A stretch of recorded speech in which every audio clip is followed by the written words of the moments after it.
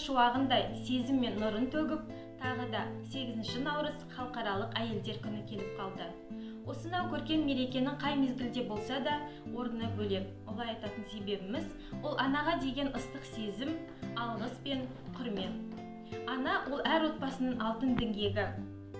Осындай бір отбасының алтын діңгегі болып отырған Жаңаарқа ауданының тұрғыны, көп балалы ана 80 жаста еңсерген Сылтаубай қызы Бейбіт апамыз біздің музейге келіп отыр. Апа, саламатсыз, қалыңыз, денсаулығыңыз қалай? Біздің музейге қош келіпсіз. Ең алғаш сұхбатымызды өзіңіздің өмірбаяныңыздан бастап таныстырып өтсеңіз. Балаларым алдындағы сарманым жоқ. Жеткіздім, жетектерім әкелерден жас қалғаннан кейін. Сөйтіп үйленеміз деп үйлендірдім. Немере көрдім, немереден шөбере көріп отырмын. Менікі емес, Құдайдың бергені. Ал апа, берген сырлы сұхбатыңыз үшін сізге көптен көп алғысымызды білдіреміз. Сізге зор денсаулық тілейміз.